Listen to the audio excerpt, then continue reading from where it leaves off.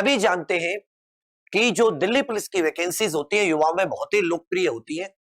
बहुत मतलब अगर वैकेंसीज कम भी होती है तब भी फॉर्म बहुत ज्यादा डाले जाते हैं, क्योंकि एक तो दिल्ली पुलिस केंद्र सरकार के अधीन होती है, गृह मंत्रालय के अधीन होती है, राजधानी में नौकरी करनी होती है, ज्यादा दूर बड़े लंबे ट्रांसफर नहीं होते, जिसकी वजह से युवा इसको बहुत ज्यादा चाहते हैं। ज्यादातर लोग जाना चाहते हैं कि दिल्ली पुलिस में जॉब लग जाए, जो भी उसकी फिजिकल की जो रिक्वायरमेंट एलिजिबिलिटी है उसे पूरी करते हैं।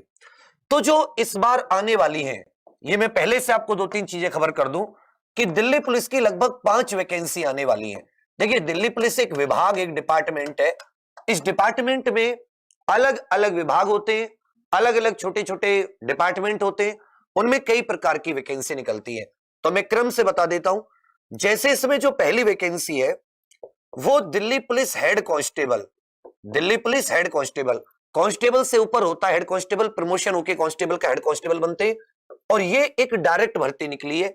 एक हो जाती है Delhi police assistant wireless operator, एक टेली प्रिंटर ऑपरेटर। तीसरी वैकेंसी जो इसमें वो हो जाती है ड्राइवर की, जो ड्राइवर वाली वैकेंसी होती है।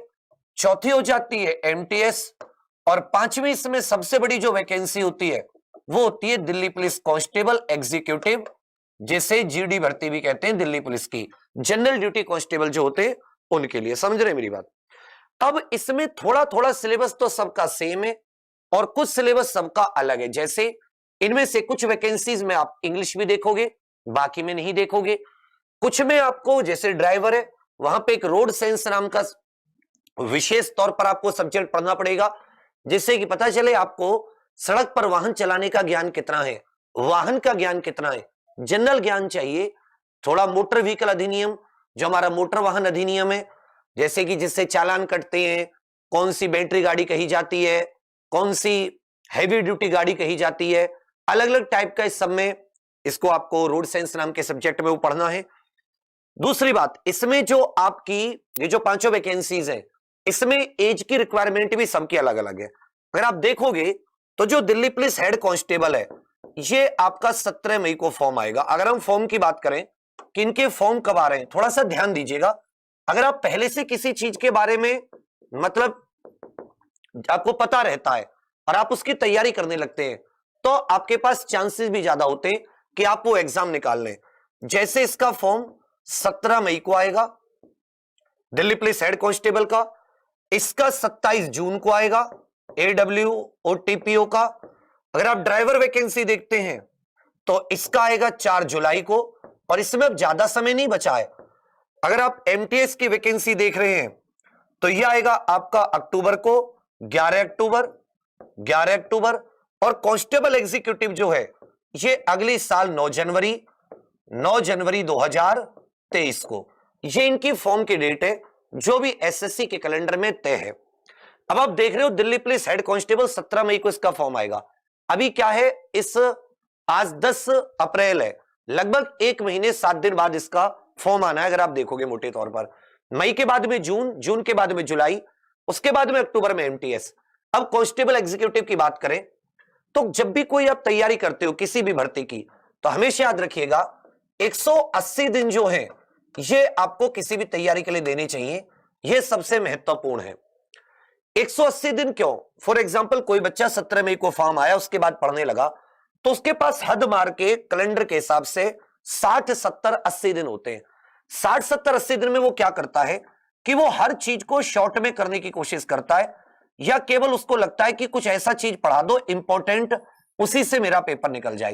देखो यहां पे जब कंपटीशन की बात करें तो लाखों स्टूडेंट होते हैं, और वैकेंसी क्या होती है, इनकी वैकेंसी तो सैकड़ों में होती है, हजारों में भी नहीं होती, सैकड़ों में। अब लाखों फॉर्म में से आपको सैकड़ों में आना है, तो एक सीट पर कम से कम 200-300 स्टूडेंट के बीच में फाइट होती है। 200-300 स्टूडेंट्स के बीच में एक सीट के लिए फाइट करती है। अब 200-300 में से बहुत से ऐसे होते हैं जो शॉर्ट पढ़ के जाते हैं, और उसमें से बहुत से आपको ऐसे मिल जाएंगे कि जो अच्छे से तैयारी करके जाते हैं। जब वो अच्छे से तैयारी करके जाते हैं तो जाहिर सी बात है वो स्टूडेंट एग्जाम भी निकाल लेते हैं, या उनके द्वारा एग्जाम निकालने की चांसेस ज्यादा होते हैं। सिंपल सी बात है, आप तैयारी करके गए और मैं कम तैयारी करके गया, चांस किसके ज्यादा होंगे? आपके आप पे सब कुछ आता है, आपने मैथ पढ़ा, रीजनिंग पढ़ी, आपने जीके पढ़ी, किसी सब्जेक्ट के लिए आपने रोड साइंस पढ़ा ड्राइवर के लिए, या हेड कांस्टेबल के लिए आपने इंग्लिश पढ़ी, एडब्ल्यूटीपीओ में साइंस का महत्व होता है। तो जिसका ज्यादा है, जिसने सिलेबस ज्यादा अच्छे से किया है, चांसेस उसी के होते हैं। भाई 2-3 एग्जाम जितने भी हमारे निकले, ये एक बात तो साफ तौर पर हमने जानी, जब हमारे नहीं भी निकलते थे कि हम लोग भी इसी क्रम में रहते थे कि जैसे मैथ के मान लेता हूं 25 चैप्टर है, तो हमारे लगभग 15-16 चैप्टर बहुत अच्छे तैयार होते थे 25 में से, और 8-9 चैप्टर तो हमारे तैयार ही नहीं होते थे या कम तैयार होते थे। आप ये सोच सकते हो कि लगभग 40% तो हम लोग सिलेबस तैयार ही नहीं करके जाते थे, केवल 60% सिलेबस तैयार करके जाते थे। आप में से भी बहुत से ऐसे स्टूडेंट हैं, अगर आप देखोगे तो आप खुद ही सोचो, अपने एक एक चैप्टर, अपना एक एक मैथ का, रीजनिंग का, सबका सिलेबस लिख लो, और सबके आपके चैप्टर को भी पता है।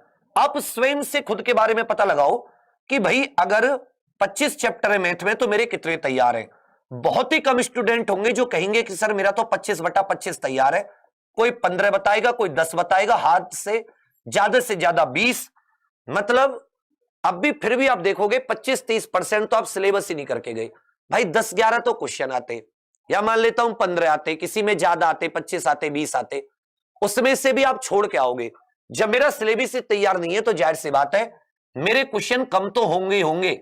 एक तो मैं क्वेश्चन कम करके आऊंगा, और दूसरी बात अगर मैं उन्हें करूंगा तो गलत, तो नेगेटिव में फंसा, और जो मुझे आते हैं हो सकता है उसमें से भी 2-3 क्वेश्चन, एक क्वेश्चन गलत हो जाए, तो मैं तो वैसे ही तैयारी ही नहीं करके गया, तो मैं जीतने की ख्वाहिश कैसे रखता हूं।